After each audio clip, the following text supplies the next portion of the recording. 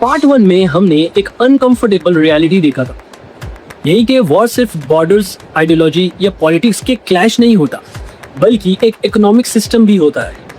हमने देखा कि कैसे global military spending $2.7 trillion cross कर चुकी है, कैसे defence companies, stock markets, resources और डेट्स सिस्टम वॉर्स के दौरान ग्रो करते हैं। और एंड में कंफ्यूजन था, क्या था?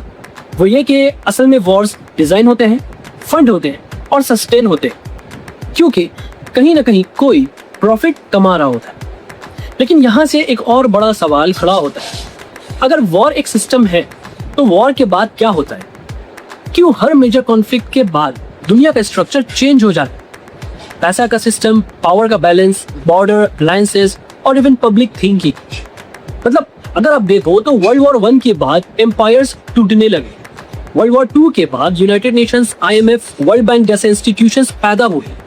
कोल्ड वॉर के बाद ग्लोबल कैपिटलिज्म और डिजिटल एक्सपेंशन एक्सेलरेट हुआ। मतलब अगर आप पैटर्न को देखो तो ये बिल्कुल ही क्लियर है, वॉर के बाद सिर्फ डिस्ट्रक्शंस नहीं होते, एक नया सिस्टम बिल्डअप होता है।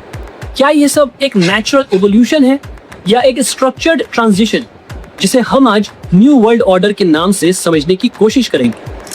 दोस्तों, इस पार्ट 2 में हम देखेंगे कि कैसे पैसा, जमीन, मीडिया, हेल्थ और पॉलिटिक्स ऑलरेडी ट्रांसफॉर्म हो रहे हैं, और क्या ये चेंजेस फ्यूचर में इंसान को न्यू वर्ल्ड ऑर्डर सिस्टम का हिस्सा बना देगा।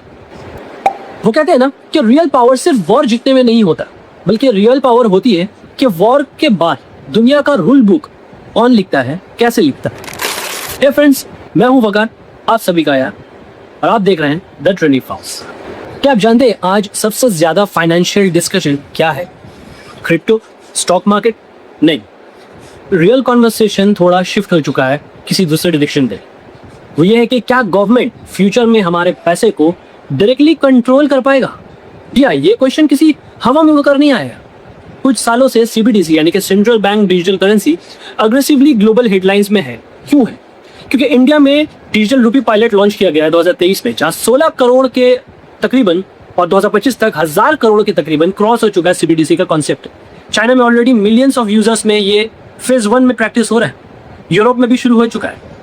IMF ओपनली कह रहा है कि 100 से ज्यादा कंट्रीज CBDC पर अब काम कर रहे हैं। अब ये सिर्फ टेक्नोलॉजी शिफ्ट नहीं है, ये पावर शिफ्ट है। हिस्ट्री देखो तो हर मेजर वॉर के बाद मॉनिटरी सिस्टम में चेंज आया है। फॉर एग्जांपल वर्ल्ड वॉर 2 के बाद ब्रिटेन वुड्स सिस्टम आया, जहां US dollar global reserve currency बन गया। 1971 में निक्सन ने गोल्ड स्टैंडर्ड हटा दिया और फिएट करेंसी का एरा स्टार्ट हुआ।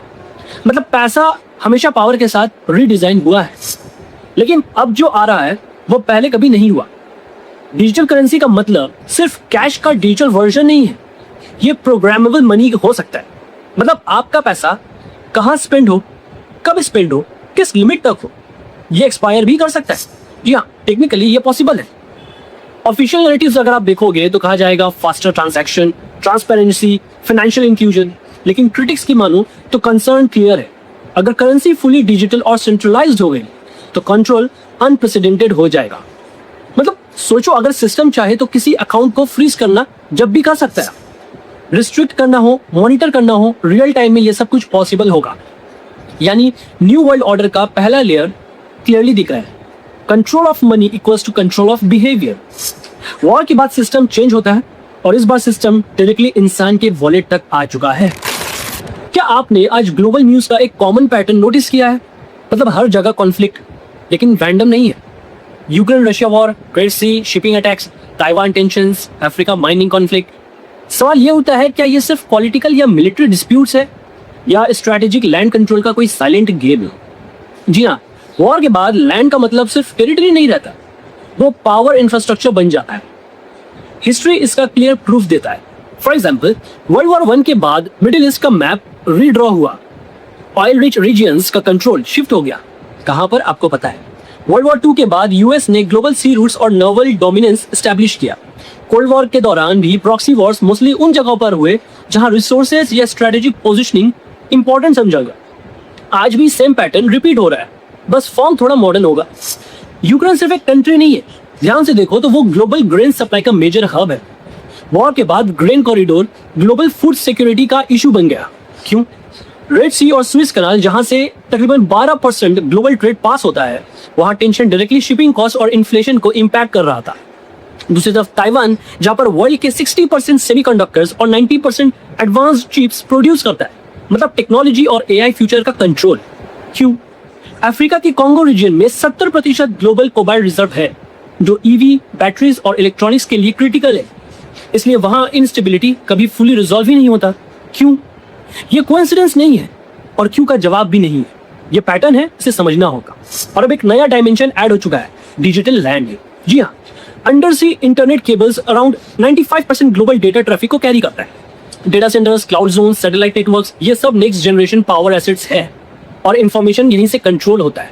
ऑफिशियल नैरेटिव देखोगे तो सिक्योरिटी और स्टेबिलिटी की बात की जाएगी, लेकिन ग्राउंड रियलिटी को समझोगे तो वहां पर एक ही सजेशन उभरता है, पोजिशनिंग हो रही है। न्यू वर्ल्ड ऑर्डर का ये सेकंड पिलर है। अगर इसे क्लियर देखो तो कोई बात समझ आएगी। जो लैंड और रोड्स कंट्रोल करेगा वो इकोनॉमी कंट्रोल करेगा, और जो डेटा रूट्स कंट्रोल करेगा वो दुनिया के डायरेक्शन को कंट्रोल करेगा। आज का एक और बड़ा सवाल, क्या हम रियलिटी देख रहे हैं या हमें रियलिटी दिखाई जा रही है? नहीं, क्योंकि मॉडर्न वर्ल्ड में पावर सिर्फ गन से नहीं होता, अब स्क्रीन से भी चलता है। पिछले वीडियो यानी कि हु प्रॉफिट्स फ्रॉम वॉर में हमने देखा था कि कैसे इराक वॉर से पहले एक स्पेसिफिक नैरेटिव बिल्ड किया गया था, लेकिन इस बार सिर्फ एक एग्जांपल नहीं, पैटर्न समझने की जरूरत है। आज के कॉन्फ्लिक्ट्स में मीडिया एक एक्टिव बैटलफील्ड बन चुका है। अगर आप फोकस करो तो समझ आएगा।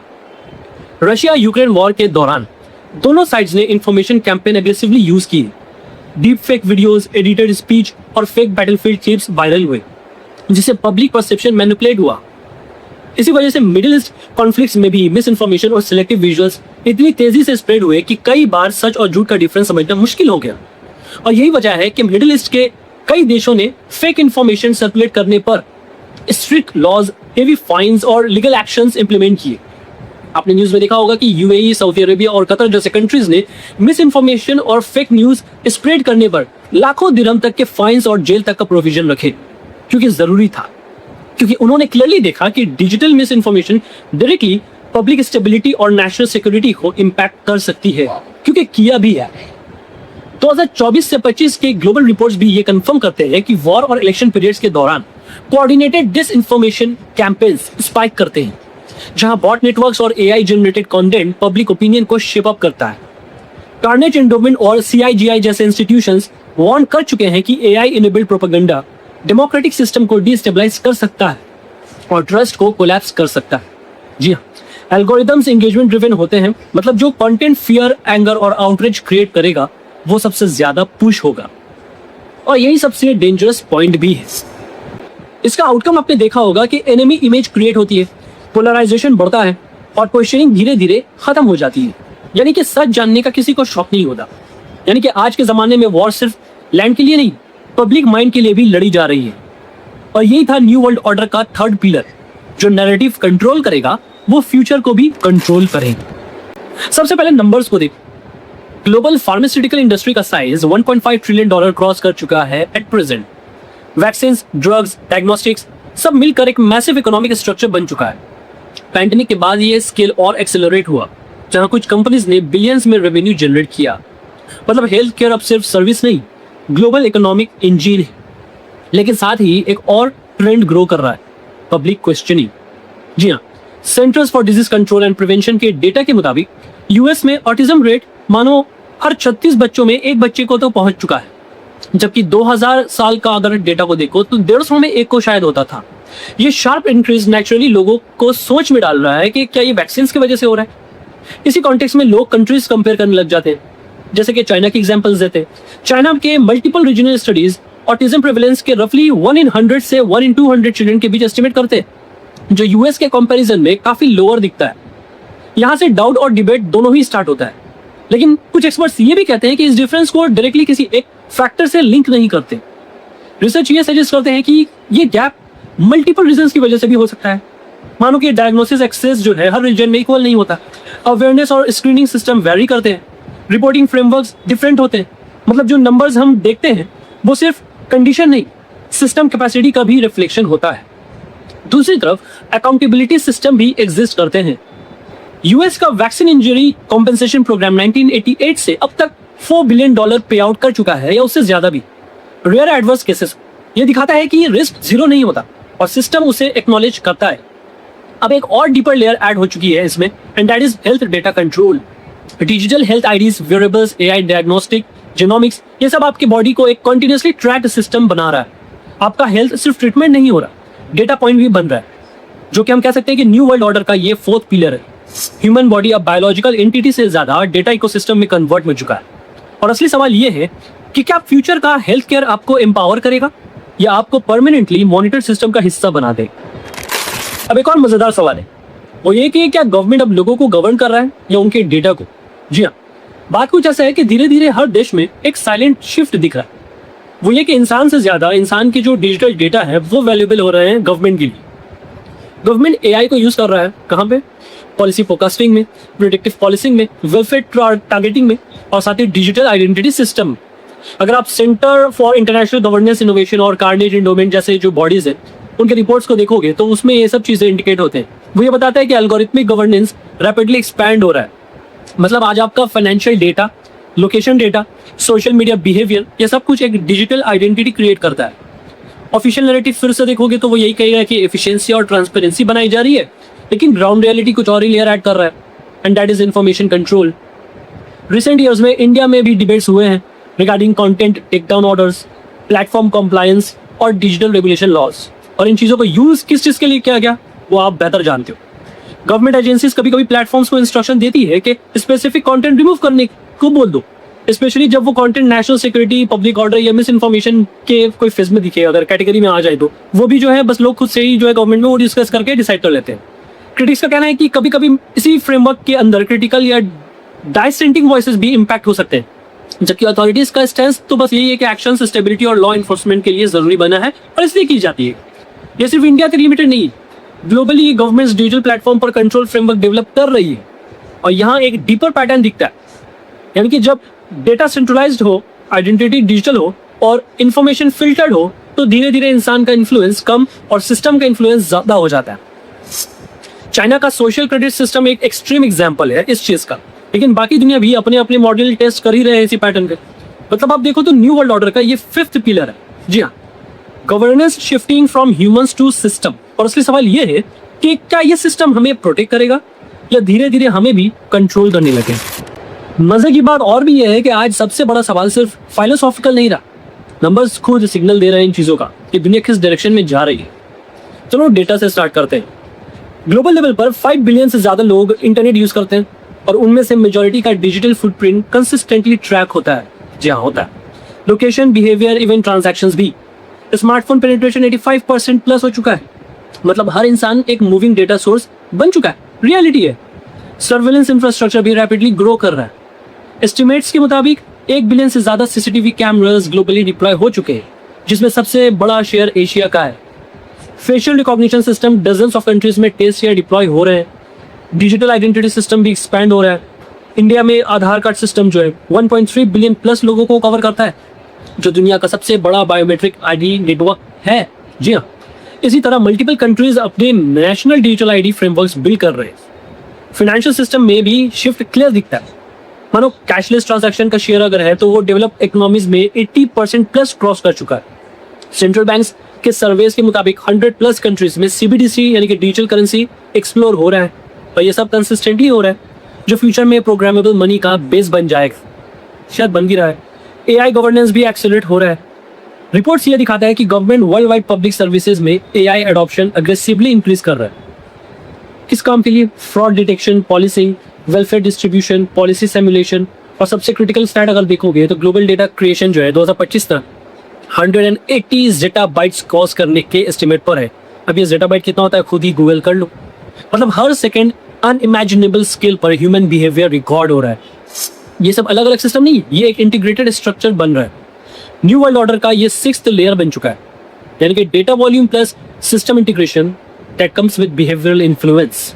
जी हाँ, तो सवाल अब थ्योरी का नहीं है, सवाल ये है कि हर चीज मेजरेबल अगर हो जाएगा तो इंसान सब कितना ही फ्री रहे। मुझे नहीं लगता। अब तक के अगर ये 6 पॉइंट्स जिन पर हम डिस्कशन किए, इन्हें साथ में देखो तो एक पैटर्न क्वाइटली इमर्ज होता है।